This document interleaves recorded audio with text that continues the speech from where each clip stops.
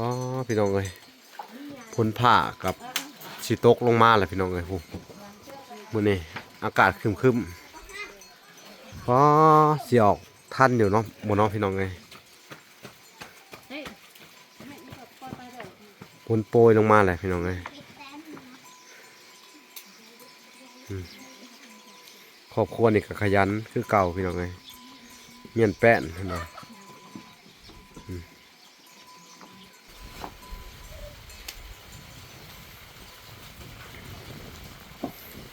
สบายดีเมย่าสบายดีบัวสี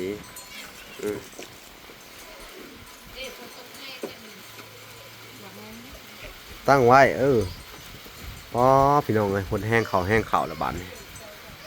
สิเมื่อได้บ่น้อบาดในหนทางกับเปียกเปี้ย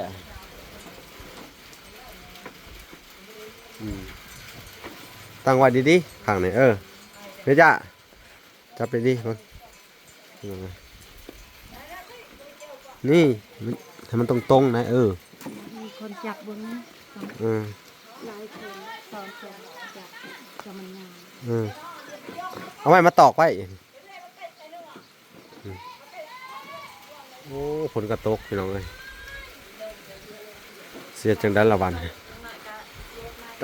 วันแรกจังเห็ดใหม่ไปหาใหม่มาก่อนน่ะเนาะยันมันงอพี่น้องเลยเรามันแนะนำให้เพิ่นเมียนไว้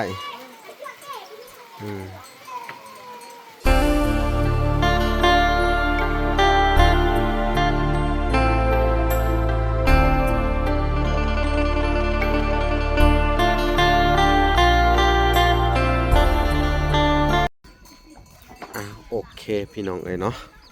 ตัดภาพมาอยู่ทางบ้านเอื้อยบัวสีต่อพี่น้องเอ้ยเนาะหลังจากเมื่อวานนี่เพิ่นกะใจดีพี่น้องเอ้ยเนาะเอาพักเอายังพี่น้องที่ลงกิโลให้ทางวลาน้องวลาก็จะได้เข้ามาติดตามเพิ่นใหม่อีกมื้อนี้เนาะก็สิมาเบิ่งการเพิ่นเมียนไม้เนาะพี่น้องเนาะแล้วก็จะเฮ็ดหยังงอมๆแง้มกับลูกอยู่พี่น้องเอ้ยเธอเฮ็ดหยังอันนี้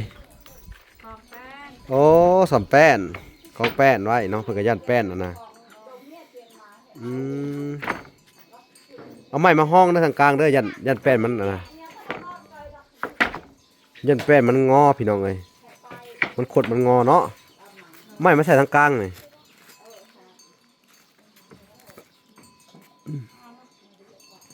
มึงเสียจะได้ต่อมาบ่เอาสั่นๆก็ได้นี่มาใส่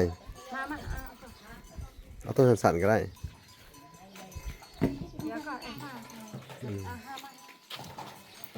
ตั้งไว้พี่น้องเอ้ยเดี๋ยวมันสิโกบ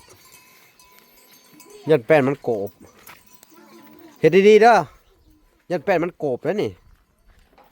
มันบ่งามได้แป้นโกบเลยพี่น้องเอ้ยมันก็ไปหาใหม่มา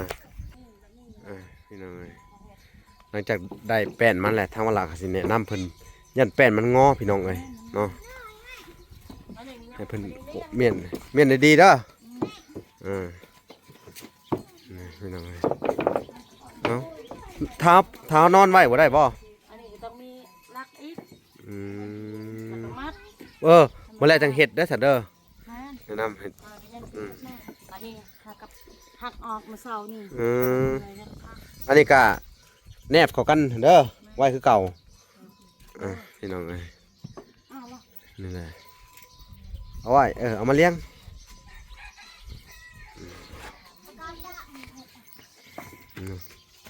กสิประมาณนี่แหละพี่น้องสิมันแนะนำเพิ่นนึง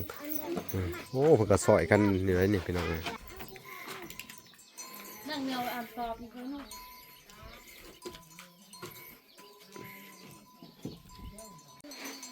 กพี่น้องเลยพ้นผ้ากับสิตกลงมาแหละพี่น้องเลยมื้อนี้อากาศครึมสิออกทันอยู่เนาะบ่เนาะพี่น้องเลยพ้นโปรยลงมาแหละพี่น้องเลยครอบครัวนี่ก็ขยันคือเก่าพี่น้องเลยเมียนแป้นเห็นบ่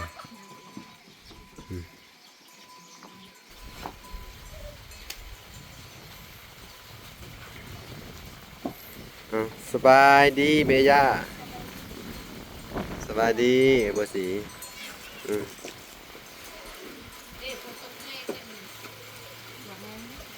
ตั้งไว้อ๋อพี่น้องเลยคนแห้งเขาละบาดนี่สิเมื่อได้บ่น้อบาดในหนทางกับเปียกเปี้ยอืมตั้งไว้ดีๆข้างนี่เบย่าจับไปดีมันนี่มันถ้ามันตรงๆนะมีคนจับเบิ่งนะสอง อืม หลายคนสองคนจับจะมันงาม อืมเอาไว้มาตอกไว้โอ้ฝนกระตกพี่น้องเลยเสียจังได้ละวันวันแรกจังเห็ดใหม่ไปหาใหม่มาก่อนน่ะเนาะอืมยันมันงอพี่น้องเลยเรามันแนะนำให้เพิ่นเมียนไว้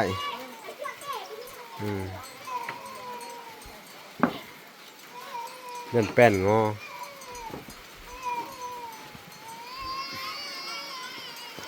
ถ้าบอลมันสิโกบได้พี่น้องเลยเพราะว่ามันยังบ่พองบประมาณก็ได้พี่น้องทางบัวสีนี่ก็งบประมาณกับบ่มีพี่น้องเลยแป้นนี่ก็บ่พอพี่น้องเลยจักเสียจังใด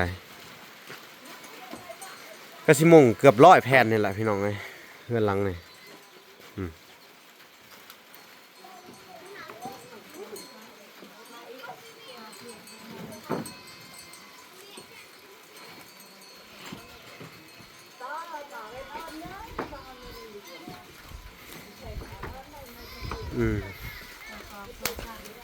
วันนี้ต้องตอบเห็ดตรงๆด้วยบัดนี้เด้อตรงขึ้นมาอันนี้จะลายโคตรกองนี้กล้องประมาณ5 แผ่นสักลักขึ้นบัดนี้5 แผ่นมันจังตรงเรียบงามเด้อไปหาตัดลักมาก่อนหรือว่าพากันเห็ดรถยันแป้นมันงอนี่ตัวนี้มันโกบเลยนี่มันสิงอเลยเอาเจ้านี่เพราะว่าอยากให้มันแห้งมันยังดิบไม่ดิบอยากให้มันแห้งแม่มันแห้งก็ต้องแลบไว้อย่ามันงอนั่นแหละวดเอาก่อนสู่เด้อพี่น้องเอ้ยนี่แหละทางอันบุษีแล้วก็ลูกเพิ่น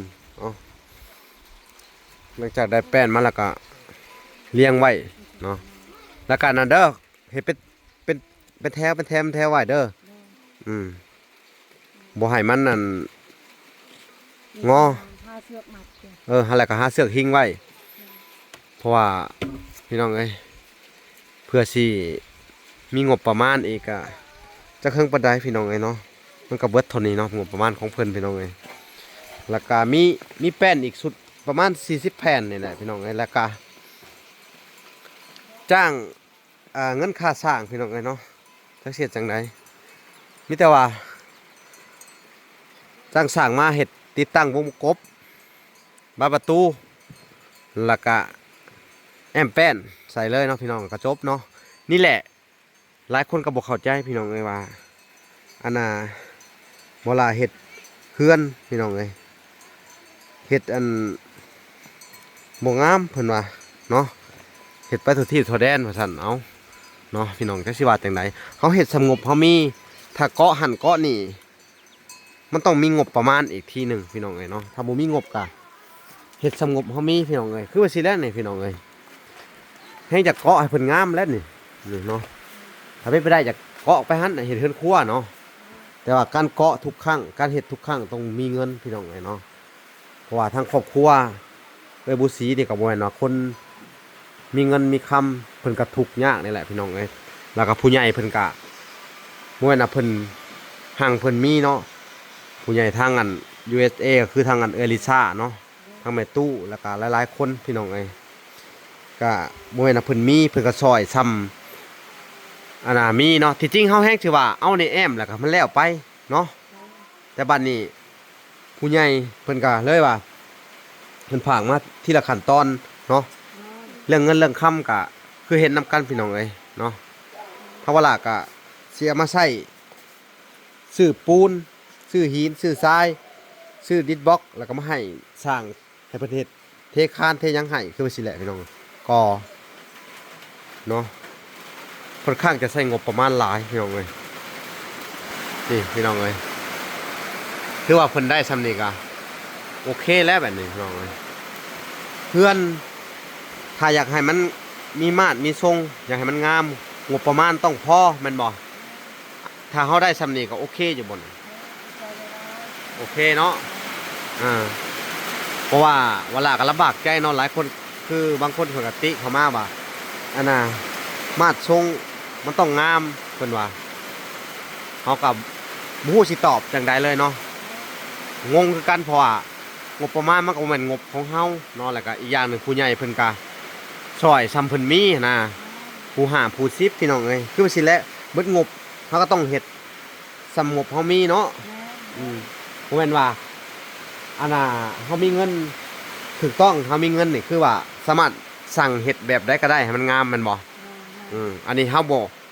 แค่เอ่ยปากก็บ่กล้าเลยขนาดนี้สร้างว่าอยากมาเฮ็ดก่อนเฮายังบ่มีปัญญาสิให้สร้างมาเฮ็ดก่อนเนาะเฮาก็เลยว่าต้องรอก่อนพี่น้องถ้ามีงบประมาณเข้ามาเนาะหรือว่ามีเงินเข้ามาเนาะก็คือเพิ่นติเรื่องเฮือนของอันเอ่ยบุญมีเพิ่นว่าตั้งแต่เฮือนแม่เฒ่าไทยคือเฮือนเขตนั้นเนาะพี่น้องเนาะทุกคนเขาสิบ่มักเอาหน้าต่างเพราะว่าเขาคิดเห็นตอนช่วงพายุเข้าบางเทื่อเข้า 2-3 ลูก 7-8 มื้อฝนตกแล้วมันก็สิสาดเปียกเบิดจนบ่ได้นอนหั่นนะแม่นบ่ถ้าเกิดว่ามีฮู้มีหยังนี่ฝนสาดเข้ามาแล้วมันก็ฝนตกคู่มื้อเนาะพายุเข้าเนาะมันแถวนี้มันสิใกล้อยู่กับทะเลเวียดนามเนาะมันเข้ามาพี่น้องเอ้ยพายุนี่มันสิสาดน้ำมันสิสาดอยู่บ่ได้เลยบางถ้าเฮือนแปลว่าเฮือนกระต๊อบน้อยๆแน่นะเขาจะเป็นต้องเฮ็ดแบบนั้นให้เพิ่นเนาะแล้วเพิ่นก็มักแปลว่าแบบบ่มีหน้าต่างบางคนเนาะคือทางอันอ้ายมื่นนี่พี่น้องเอ้ยเพิ่นบ่ให้เฮ็ดหน้าต่างเลยเพิ่นเฮ็ดเองเพิ่นบ่ต้องใส่หน้าต่างหยังมากมายพุ่นน่ะมันบ่เปลืองไม้อีกแล้วก็คือไอ้มื่นนี่ก็บ่ได้เปลืองงบประมาณปานใดเด้อเด้อเนาะคือเจ้านี่ยังต้องมาจ้างสร้างแล้วก็ต้องมาซื้อหน้าต่างอีหยังอีกมันก็เปลืองงบประมาณแน่พี่น้องเอ้ยอยากให้ทุกคนเข้าใจนำกันเนาะแล้วก็บ่อันนั้นเนาะพี่น้องเอ้ยติชมได้แต่ว่าคือว่าแหละพี่น้องก็ต้องฮู้ว่างบประมาณมันสำใดหั่นน่ะสำนี้เฮาก็ดีใจแล้วนะเนาะได้เงินเขาต้องขอบใจหลายๆเด้อโดยแล้วบัดนี้การเฮ็ดเฮือนพี่น้องเอ้ยและผู้ใหญ่เพิ่นว่าให้เฮ็ดแนวนั้นแนวนี้เวลาก็พังความผู้ใหญ่เพิ่นเนาะคือทางเอลิซ่าเพิ่นก็บอกว่าเอาไปซื้อวงกบเนาะแล้วก็ซื้อแป้นไว้เนาะก็สิแหละทางเวลาก็จะได้โทรไปรายงานเพิ่นเนาะว่าเฮาใช้งบประมาณเพิ่นซื้อตัวนี้ตัวนั้นเบิดไปแล้วนะเนาะแค่นี้เฮาก็ดีใจแหละพี่น้องเอ้ยเบิ่งบ่แม่นว่าของมันถูกพี่น้องเอ้ยนี่แค่นี้ขยันเฮาสิไปแต่งลวดทรงลายเฮือนนี่เนาะถ้าเกาะหันก็ได้เปลี่ยนหลังคาซอกแซกให้มันเป็นมาตรทรงมันก็งามถ้ามีเงินเนาะถ้าเงินเฮาบ่หลายเฮาก็เฮ็ดสำเฮามีเนาะแม่นโดยนั่นแหละอยากให้ทุกคนเข้าใจนำกันหั่นน่ะสำนี้ทั้งเวลาก็ดีมุกดีใจหลายแล้วพี่น้องเอ้ยดีมุกดีใจหลายสาวให้ร่ำให้รวยเด้อให้สาธุให้ได้เงินหลายกว่านี้อีกที่ช่วยเหลือคอยโดยสาธุอายุยันควันยืนสาธุสาธุให้ร่ำให้รวยทุกคนผู้ช่วยเหลือคอยเด้อสาธุเนาะเฮาก็ดีมุกดีใจแหละเฮาก็บ่ได้อันนั้นดอกพี่น้องเอ้ยเนาะเฮาก็บ่ได้มีอคติเนาะเรื่องการช่วยเหลือเฮาก็เฮ็ดสำงบประมาณเฮามีแล้วก็เฮ็ดซ้ำเพิ่นบอกมานะถ้าเกิดว่าเฮาสิงามนี่1ถ้าเฮ็ดงามนี่คือเงินงามคือเงินแม่นบ่อีหยังก็อย่าถ้าอยากได้งามต้องมีเงินแม่นบ่นี่แหละคือเฮาบ่มีเงินเฮาก็เฮ็ดซ้ำเฮาบ่มีเนาะงบประมาณ4ล้าน5ล้านอยากให้ได้เฮือนงามประมาณ20-30ล้านก็ยากตัวนี้เนาะพี่น้องเอ้ยแล้วก็สร้างก็บ่สามารถเฮ็ดได้เนาะจักสิเฮ็ดจังได๋พี่น้องเอ้ยถ้ ทั้งเวลาก็ถ้าพูดผิดไปก็ขอโทษขออภัยนำ โดย FC เนาะเพิ่นติชมมาได้พี่น้องเอ้ยแต่ว่าให้อยู่ในกรอบพี่น้องเอ้ยเนาะก็ให้เข้าใจนำกันเนาะพี่น้องเนาะทั้งเวลาก็ท้อแท้บ่แม่นว่าสิแบบว่าเงินก็บ่แม่นว่าสิได้มาตลอดนะว่าง่ายซะ โดย และเรื่องการช่วยเหลือเพิ่นก็คือยกตัวอย่างคือเอลิซ่านี่พี่น้องเอ้ยเพิ่นนี่ก็เพื่อสิได้เงินแต่ละเดือนมาก็บ่แม่นของง่ายฝากมาซอยนี่เนาะ ซ้ำนี่ก็ โดยซำนี้ก็ดีใจแล้วพี่น้องเอ้ย โดย นั่นแหละอยากให้ทุกคนเข้าใจนำกันเนาะบางครอบครัวบางเคสมันก็บ่มีงบประมาณเลยเนาะว่าล่ะก็จำใจพี่น้องเอ้ยอยากซอยเบิดทุกคนอยากเฮ็ดมันออกมาดีเบิดเนาะ แม่น แต่ทางวลานี่ก็ยอมจำนวนที่ว่างบประมาณบ่พอ แม่น เด้อ วลาโดย เนาะประกานี่แหละคือคำติชมมาถูกต้องเนาะ โดย ขอบคุณที่ติชมมาเนาะวลายินดีพี่น้องเอ้ย แม่น ยินดีให้ติชม ย่าง เนาะ ไปเรื่อยๆจะบ่มีน้ำมันล็อกแล้ว เออ มาถ่ายคลิปให้ แม่นแล้วก็ เมื่อย มันไกลมันเมื่อยมัน ไก่มันเมื่อย จักเสียดจะได้พี่น้องเอ้ยทางวลากะ อยากกาแฟ มาเจอภาษีกะเพิ่นติมาแบบนี้ก็อยากท่อเพราะว่าอันสูบน้อยลมบ่แห้งเนาะ โดยเพื่อน คือการช่วยเหลือถ้าบ่มีผู้ใหญ่ทางวลา แม่น ให้ค่าน้ำมูกน้ำมันมาตลอดนะวลากะ โดย อาศัยยอดวิวกับบ่มีคนเบิ่งวิวนํแน่นะ แม่นบ่มี ปัจจุบันนี่เนาะ คนเบิ่งเลย คือเวลาเว้าให้ทุกคนได้ฟังแหละ โดย 1,000 วิวเท่ากับ1เหรียญ โดยแม่น ที่เป็นเงินอาณาลาวกะ21,000กีบ แม่น ต่อ1เหรียญและที่นี่บ้านนี่20,000เอ็ดนี่ซื้อหมักพริกเป็นนัวก็จะยากยาก ยาก แต่ละมื้อเพื่อจะหาเงินได้ทั้งบ่ละก็ได้เนาะ โดย เฮ็ดว่าล่ะเฮ็ดก็เฮ็ดด้วยใจอีหลีพี่น้องเอ้ย โดยแม่น บางเดือนก็ใช้งบเงินตัวเองมาเนาะ โด มาถ่ายทำซื้อน้ำมูกน้ำมัน แม่นเงินตัว เอ เอ อง แล้วก็บัดนี้อาศัยอันยอดวิวก็บ่ได้พี่น้องเอ้ยต้องขอโทษขออภัยนํเด้อ โดยแม่น คือเจ้าก็สู้ไปเด้อ โดย แต่ว่าเพิ่น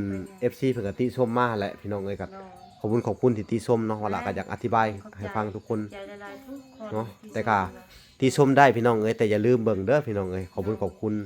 และก็อย่าลืม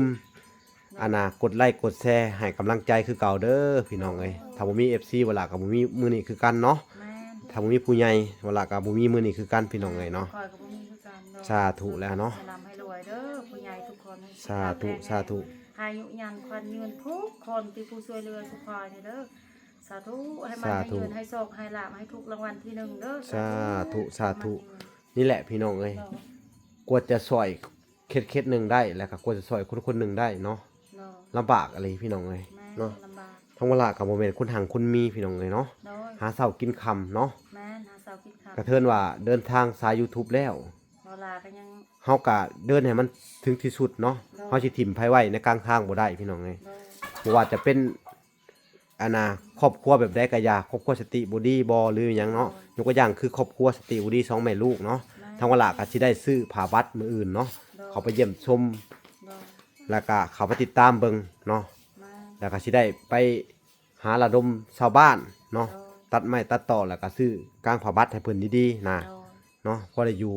เนาะจักเฮ็ดจังใดพี่น้องอันนั้นก็บ่มีงบประมาณเลยพี่น้องเอ้ยเนาะแต่ว่าเพิ่นก็ขอความช่วยเหลือเข้ามาหลายหมู่หลายบอนพี่น้องเอ้ยต้องขอโทษขออภัยนำ โดย บางคนก็คิดว่าเวลาเนี่ยมีเงินตัวเองเอามาช่วยเหลือ มา อยากบอกจากใจเลยพี่น้องเอ้ยเนาะคือตัวเองก็ยังเอา